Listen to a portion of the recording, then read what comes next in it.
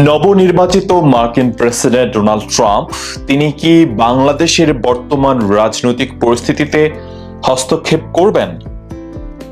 সাবেক প্রধানমন্ত্রী শেখ হাসিনার বাংলাদেশে ফিরে আসা বা সাবেক ক্ষমতাসীন দল আওয়ামী লীগের বাংলাদেশের রাজনীতিতে পুনর্বাসিত হওয়া, এই সব কিছু কি আসলে ডোনাল্ড ট্রাম্পের সিদ্ধান্তের উপরে নির্ভর করছে? এই মুহূর্তে একটি খবর জানাতে চাই আপনাদেরকে।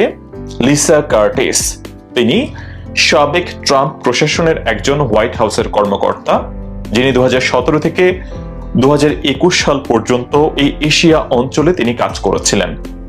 তিনি সম্প্রতি ভারতীয় একটি গণমাধ্যম পিটিআই, সেখানে তিনি সাক্ষাৎকার দিয়েছেন। সেই সাক্ষাৎকারে তিনি স্পষ্টভাবে বলেছেন, সাবেক প্রধানমন্ত্রী শেখ হাসিনা বাংলাদেশের তিনি জঙ্গিবাদ দমনে অসামান্য ভূমিকা রেখেছিলেন। সেই সাথে তিনি বর্তমান সরকারের বা বর্তমান রাজনৈতিক পরিস্থিতির একটুখানি তিনি সমালোচনাও করেছেন বলা যায়। তিনি বলেছেন যে বর্তমান সময়ে জঙ্গি যারা অনেকেই ছেড়ে দেয়া হয়েছে এবং জঙ্গিবাদ ফিরে এসেছে, এমন ধরনের বক্তব্য তিনি রেখেছেন। এখন তিনি তার পুরো ইন্টারভিউটা কি বলেছেন সবকিছু আপনাদেরকে আমি জানাতে চাই, সেই সাথে আমি আপনাদেরকে বোঝাতে চাই, আমি নিজেও বুঝতে চাই এই পুরো ইন্টারভিউ জুড়ে লিসা কার্টিস তিনি আসলে কি বোঝাতে চেয়েছেন। আমি নিউজটি পড়ছি ইকোনমিক টাইমস থেকে, আপনারা নিশ্চিতভাবে দেখতে পাচ্ছেন। এখানে শিরোনাম করা হয়েছে concerns in US over growing extremism in Bangladesh, Sheikh Hasina did good job in controlling it, x white house official. দেখতে পাচ্ছেন হেডলাইনটিতেও তারা কিন্তু গুরুত্বপূর্ণভাবে তুলে ধরেছেন যে শেখ হাসিনা বিগত সরকারের সময় বা শেখ হাসিনার সরকার জঙ্গিবাদ দমনে গুরুত্বপূর্ণ ভূমিকা রেখেছিল, তিনি দমন করতে পেরেছিলেন। আর বর্তমানে যে জঙ্গিবাদের উত্থান ঘটেছে সেটা নিয়ে আমেরিকা তারা চিন্তিত বা সেটা নিয়ে তাদের কনসার্ন রয়েছে। এই নিউজটা পড়তে চাই আমি। এই নিউজটা শুরু হয়েছে এরকম ভাবে, লেখা হচ্ছে there are serious concerns in the US over growing extremism in Bangladesh. A former White House official has said, observing that deposed former Prime Minister Sheikh Hasina did a good job in controlling it. বুঝতেই পারছেন যে বর্তমান সময়ে যেটা বাড়ছে জঙ্গিবাদ, শেখ হাসিনা সেটি আসলে কন্ট্রোল করেছিলেন এবং এটা খুব সিরিয়াস একটা ইস্যু, সেটা বলছেন ইউএস এর জন্য। Lisa Curtis, who served as President-elect Donald Trump's South Asia point person in his first term. প্রথম শাসন আমলে ডোনাল্ড ট্রাম্পের, তখন তিনি সাউথ এশিয়া পয়েন্টে ডোনাল্ড ট্রাম্পের হয়ে কাজ করেছিলেন। Lisa Curtis have said there is concern about the future and what it could bring to Bangladesh. বাংলাদেশে এই জঙ্গিবাদের উত্থান আবার নতুন করে এটার আসলে ভবিষ্যতে কি ঘটতে যাচ্ছে, কি হতে যাচ্ছে, সবকিছু নিয়ে তিনি আসলে কথা বলেছেন। তিনি বলেছেন, we are at a critical juncture in Bangladesh with the overthrow of Sheikh Hasina and efforts to reform the political system. There is a lot of hope. People are hopeful that the democratic process will get stronger, she said on Thursday. এটা বৃহস্পতিবার এই সাক্ষাৎকারটি নেওয়া হয়েছিল এবং সেখানে তিনি বলছিলেন যে এই বাংলাদেশের জনগণ শেখ হাসিনা সরকারের পতন বা শেখ হাসিনা সরকার আমলের ডেমোক্রেটিক প্রক্রিয়া যে খুব একটা বেশি ভালো ছিল ব্যাপারটা তা নয়। শেখ হাসিনা সরকারের পতনের পরে বর্তমান বাংলাদেশের তরুণ বা নাগরিকরা আসলে চাইছেন যে গণতান্ত্রিক প্রক্রিয়া আরো সমুন্নত হবে, আর স্ট্রং হবে সেই ব্যাপারটা। তিনি বলেছেন, the Awami League regime led by Hasina was toppled on August 5 in the face of mass upsurge originating from a quota reform campaign by the anti-discrimination students movement. সেটা বলেছেন যেটা হয়েছে, শেখ হাসিনা 5 তারিখে তাকে পালাতে হয়েছে, যে বৈষম্য বিরোধী আন্দোলন যেটি কোটা সংস্কার চেয়েছিল তাদের মুখে, আন্দোলনের মুখে। লিখছেন যে 3 days later Nobel laureate Mohammad assumed office as the chief advisor of the interim government, যে ডক্টর মোহাম্মদ ইউনূস সাহেব 3 দিন পরে তিনি ক্ষমতা নিয়েছেন। ডক্টর মোহাম্মদ ইউনূস সাহেব অন্তর্বর্তীকালীন সরকারের প্রধান উপদেষ্টা রূপে। তারপর তিনি বলছেন, but there's also a lot of concern, যে আরো কিছু বিষয় রয়েছে। some Islamist extremists have been released from jails. অনেক যারা উগ্রবাদী তাদেরকে জেল থেকে ছেড়ে দেওয়া হয়েছে। There have been some attacks on minorities, Hindus and Christians. সংখ্যালঘুদের উপরে হামলার ঘটনা ঘটেছে, খ্রিস্টান এবং হিন্দুদের উপরে হামলার ঘটনা ঘটেছে, সেটাও তিনি বলছেন। কার্টিস বলছেন, আচ্ছা, এরপর এখানে বলা হচ্ছে Curtis, who served as National Security Council Senior Director for Southern Central Asia from 2017 to 2021, told PTI in an interview. পিটিআইকে তিনি ইন্টারভিউ দিয়েছেন কার্টিস 2017 থেকে 2021 সাল পর্যন্ত যিনি ডিরেক্টর হিসেবে কাজ করেছেন ন্যাশনাল সিকিউরিটি কাউন্সিলের এবং সাউথ অ্যান্ড সেন্ট্রাল এশিয়ার এই অঞ্চলটিতে তিনি কাজ করেছিলেন, সেই ব্যাপারটা বলা হচ্ছে। ইন্টারভিউতে আরো বলা হচ্ছে, we have seen a history of terrorism in Bangladesh, যে বাংলাদেশের যে সন্ত্রাসবাদ সেটার যে ইতিহাস সেটা দেখেছি বা এটা হয়েছে। তিনি বলছেন এবার the Holey Artisan bakery attacks in 2016 সালে হোলি আর্টিজানের যে হামলা হয়েছে সেটা ভেরি সিরিয়াস ইনসিডেন্ট, খুবই গুরুত্বপূর্ণ বা ভয়াবহ ঘটনা এটি। You have had some ISIS elements in Bangladesh, যেখানে ইসলামিক স্টেট আইসিস সেটির এখানে উপাদানটুকু রয়েছে বা তাদের উপস্থিতি রয়েছে। Sheikh Hasina had done a good job of controlling the extremist problem in Bangladesh, said Curtis. এই লাইনটা খুবই গুরুত্বপূর্ণ। তিনি বলেছেন Sheikh Hasina had done a good job of controlling the extremist problem in Bangladesh. বাংলাদেশে এই জঙ্গিবাদের উত্থান বা এই সমস্যা সেটি মোকাবেলায় শেখ হাসিনা খুবই দুর্দান্ত কাজ করেছেন, এটা বলছেন লিসা কার্টিস। তিনি আরো বলেছেন, there is understandably some concern that these elements return to the political scene, which would not be helpful for Bangladesh, she said. এই লাইনটা গুরুত্বপূর্ণ যে there is understandably some concern that these elements, which elements, ওই যে এক্সট্রিমিস্টের উত্থান, এই ব্যাপারগুলো return to the political scene. যেই জঙ্গিবাদের উত্থান ছিল, জঙ্গিবাদের উপস্থিতি ছিল হাসিনা সরকার যেটিকে দমন করেছে, সেই জঙ্গিবাদের আবার উত্থান ঘটেছে এবং সেটা আসলে একেবারেই পলিটিক্যাল সিনে চলে আছে, বলা যায় রাজনৈতিক ভাবেও এটি এখন দেখা যাচ্ছে, which would not be helpful for Bangladesh, যেটা বাংলাদেশের জন্য ভালো হবে না, এটাও বলছেন লিসা কার্টিস। তিনি বলেছেন it would not be helpful for the region, এটা এই অঞ্চলের জন্য আসলে সুবিধাজনক হবে না, ভালো হবে না। The United states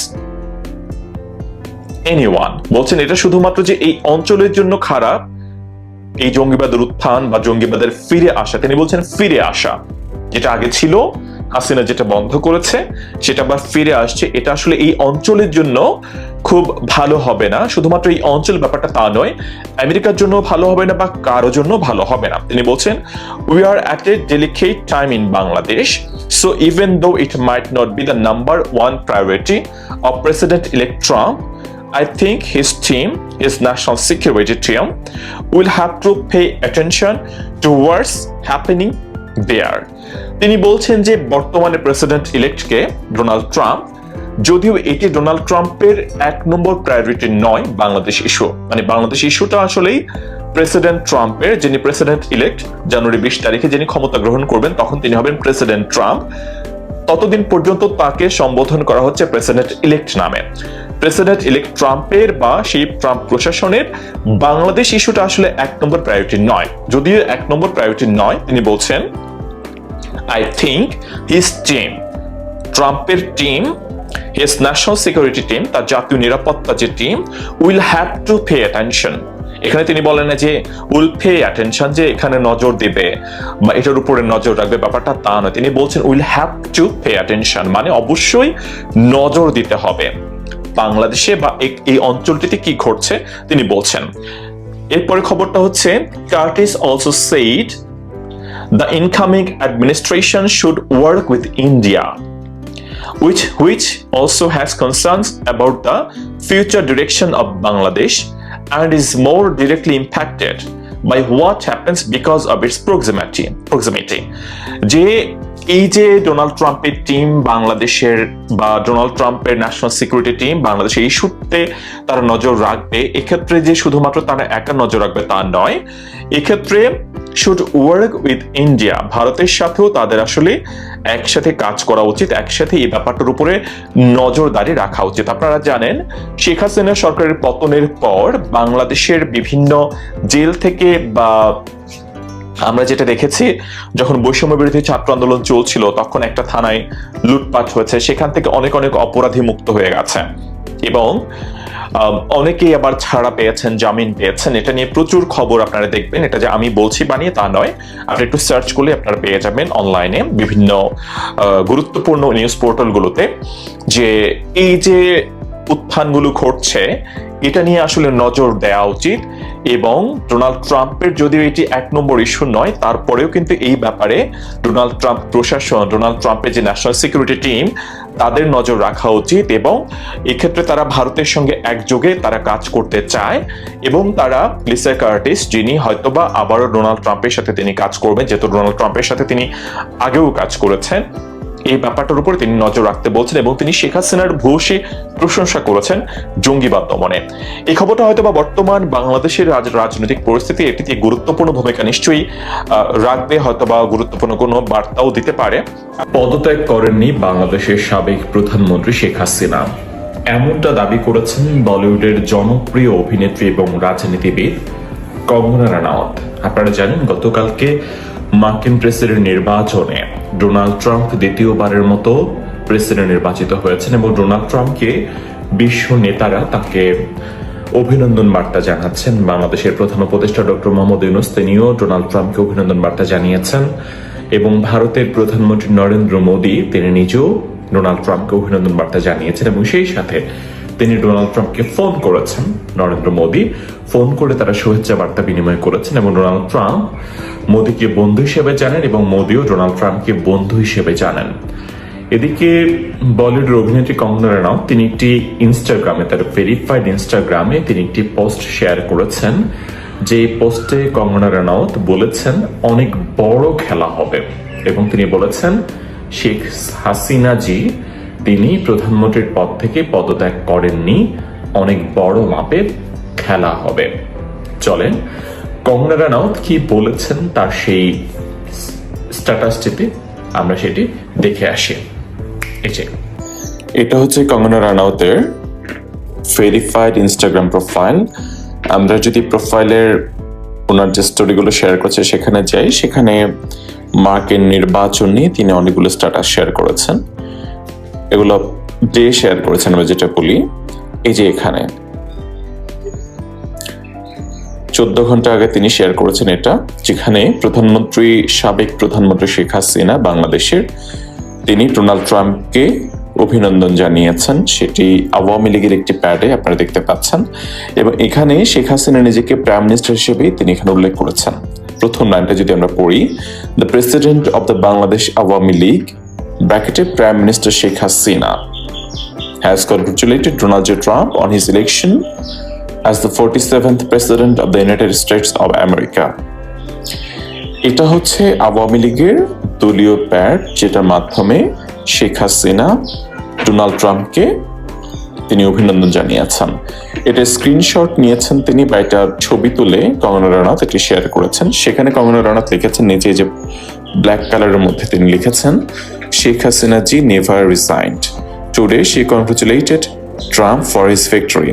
High level খেলা হবে।